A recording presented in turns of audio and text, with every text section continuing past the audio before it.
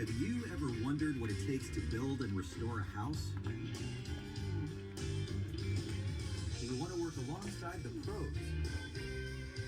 From carpentry to plumbing, landscaping, and masonry, we'll show you the tricks of the trades on This Old House Trade School, sponsored by Home Advisor. We are working on a house here in Bedford, Massachusetts that is nearly 300 years old. Now, we are going to update it with a couple of small additions, but as you can imagine, a house of this age, well, it needs a bit of a facelift. So, Norm, you are continuing with the clapboard removal. Yes, we are. Remember last time we stripped the claps off the gable end. We have the same issues in the front of the house. We've got lead paint, we've got split clapboards, and we've got rot. So we're going to take it right back to the sheathing. So everything comes off. That's right. All right. And of course, because of lead paint, we've set up all the protective measures for both the neighborhood and for ourselves. Yeah, looks good. You look good. But hey, you going to suit up? You know, as much as I'd love to get dressed up like a big snow cone, I actually got to go out back and check with Tom. Come on. Out back, we are adding a family room addition. It'll be about 20 feet by 20 feet, and it goes right here into the back corner. Now, it'll sit on a concrete foundation, and you can see we've already started that excavation. Now, the foundation is going to be concrete, and hopefully it'll be dry, which will be great storage space for the homeowners. But to get to this new basement, Tommy, you've got to connect it to that basement, and you're thinking just going right through the rubblestone foundation. Well, we are. We've decided that we're going to go right here under this window because the opening has already started. So we're going to try to go straight down to make a nice clean opening, but we have to be very careful because we don't want any of these stones to fall, and we don't want the foundation to fall because we don't want the house to fall. So you are or you aren't concerned about everything falling? I'm always concerned when you're dealing with something like this. That's why we brought in Mark McCullough, our mason, and he's going to help us with this. All right, so Mark, what exactly is the process as you try to bust through this foundation? What do you do? Well, basically, we chose this spot because we have nothing up here. Move this frame, start from the top, piece by piece, go down until we're at the bottom. And so just pick a piece out, see if it's still standing, and if it is, keep going. Pretty much, Kevin. But we can start up a little higher, just like that. All right, well, let's start picking away. All right.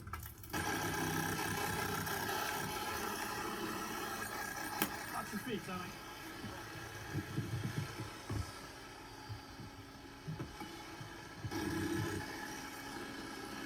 Anyway, get this one out right here. Got it? Push it to us. Watch your fingers now. Right All right, down. all you, Todd. There you go, Todd. All right. All right. Watch it. Yep, we got it. We got Look it. at that. Nice. Isn't that sweet? All right, that went pretty well. Now we got to work our way down and get at least to the old basement floor. I think we're pretty close. Yeah. Now, what do you think there, Good, Todd. Really? Watch yourself, Tommy. Want to try it again? Yeah. All right. Nice opening, Tommy. You guys just blasted right through. Yeah, we did. Good size opening, except you got a little nub sticking out here. Right, and I don't want to remove that nub. I want you to look at where it goes. It's keyed right into the wall here. That's a big stone. Now, if you follow up the wall, look what this part of the wall is carrying. Big beam. This beam, yeah, this is called a summer beam. This summer beam is actually carrying the floor above. So I don't want this section of the wall to fall. All right, and how do we get this out? Well, normally what you do is you try chiseling or drilling it, but that's going to cause a lot of vibration. So I think what we're going to do is we're going to run some saw cuts in here. Then we're going to infill the wall. We're going to let that set up, and then later on we'll hit this with a sledgehammer, and hopefully it'll break where it's supposed to. So it's time to saw. Saw cut.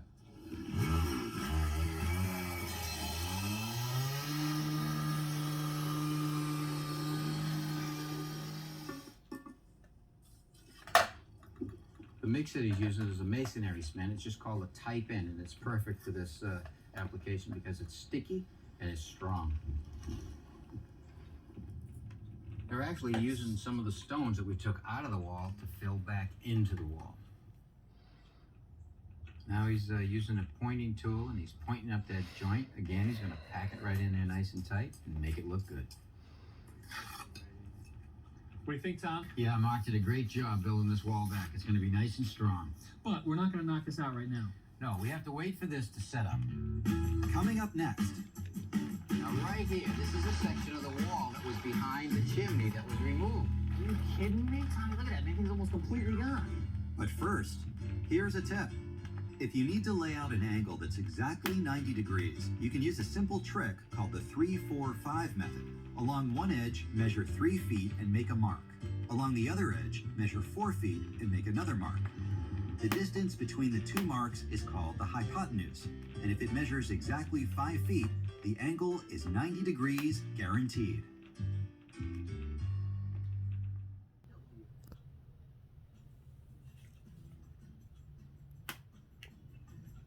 Tommy, you have been busy out back, haven't you? You made some progress. We did make a lot of progress.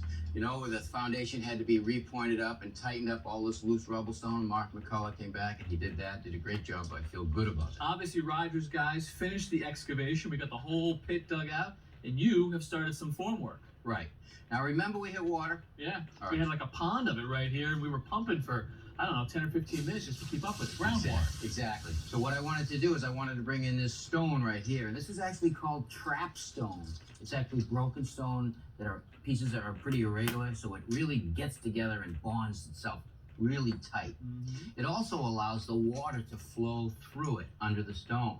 Now, we've got a pipe down here, right? Because you promised we were going to have one of these underground. Right. Well, we want to have a pipe in there so that all the water can then filter into the pipe, and it goes under the stone, and it goes all the way over here to this bucket right here that we've actually dug down and put this into the ground. And let's see if we got water. When we were digging, we found a lot of water. Oh, man, we still have some, huh? You get about 6 inches of water there, and you can see that's the pipe that comes under the stone, and it'll filter into there. And the sides of the barrel is actually perforated also, and there's no bottom, so all the water from the stones can migrate into the hole too. So this is going to be basement floor grade right about here, so the homeowner will have the opportunity to stick a pump in here and push the water out. Right, if the water table gets high and he needs one, yeah, we'll drill a hole through the foundation for him, and then he can put it way away from the house. Okay, so what's next on our list to get done? Well, I have to get the footings inspected before we pour them, but in the meantime, I got a job right here next to the chimney. It's a little bit of sill work. Sill. Seems like it's always the sill, doesn't it? It always seems to be the sill. Now, right here, this is a section of the wall that was behind the chimney that was removed. Are you kidding me? Tommy, look at that. Everything's almost completely gone. Well, remember that the chimney was leaking and water was running down here, always on this sill, and it did rot away pretty good. More than good. I mean, that thing is toast. How far back does it go and how bad is it? Well, actually, from here, it looks pretty good. If you notice, this lower corner of this sill right here is actually rotted. And really what happens with these old sills, these are like big 8x8 sills. And what happens is, this is against the outside edge, the water's coming down, it actually rots that bottom lower corner. And over time, the rot gets bigger and bigger. And as it rots, the sill rolls forward, taking the wall with it, bulging that wall. So do you think this rot is contained just to the front edge, or do you think it goes all the way through? I think it is here, but I don't know how bad it is on this one. Why don't we take a look in the basement and see what we can find out? All right.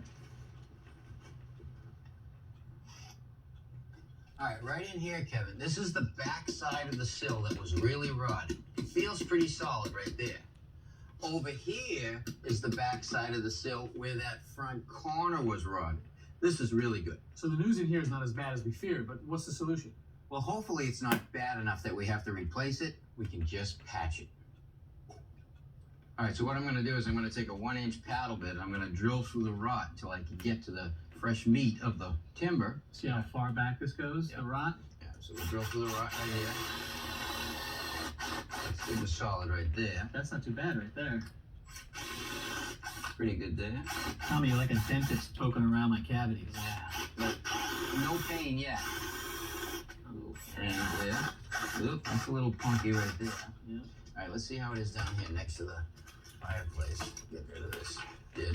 Okay. All right, now look. If you can look right here, Kevin, see that? That's the concrete. And that is actually concrete for the hearth of the fireplace. So the sill ends right here. So that means that we have to deal with the sill from there back this way. Well, that's good news. It is good news so far. Okay, one more check on that. Good. Good. And that's it. Okay. Now that we have all of our holes drilled to the right depth, now I'm going to chisel off the raw wood and bring it right down to the bottom of the hole.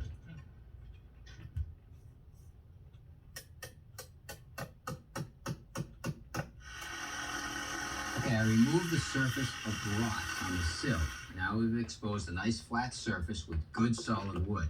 We also removed the lower rotted section of the post, and we cut a half lap joint here and a half lap joint here into the sill. All right, we've mixed up some type N masonry cement in a wheelbarrow, put it in a bucket. Now what I'm gonna do is I'm gonna jam it under the sill. And how's that going to do pressed up against that 200-year-old wood? It's gonna last for quite a while, Kevin. This is old growth wood, so it doesn't take on the moisture, so it should last pretty well. Now we're gonna lay a bed in front of it. This is the set you're pressure treated into? Yep. Easy to put it like this, put a little bit too much in it. We'll work the sill down into it as opposed to trying to jam it in there afterwards. Just like that. You got a couple of screws there, Kevin? Here's a quiz. Count Benjamin Rumford is famous for A. Improving the texture of paint, B. Designing a more efficient fireplace, C. Inventing the screw, or D. Classifying hundreds of plant species. Stay tuned for the answer. Rumford fireplaces are small and shallow to better radiate heat. Count Rumford wrote 2 papers about his improvements, and by the 1790s, the Rumford fireplace was state-of-the-art. All right, so now I've ripped down a filler strip to lay right on top of our first piece of pressure treated, which brings us flush with this lap joint, the first part of it. Now we'll screw this into place.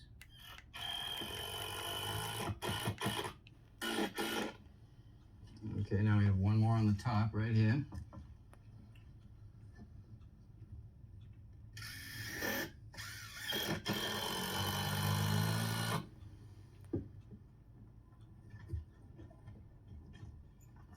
Okay, and I put a screw right into there, right into the old sill. All right, now what we're gonna do, we're gonna take some real long screws, lag screws, and screw through this piece of pressure treated right into our old sill. Pull them nice and tight. Beautiful. Okay, now we'll stagger them up, put one over here. All right, Tommy. That is looking good as new. Structure is all repaired. Later on, I'll sheathe this up when we're all set.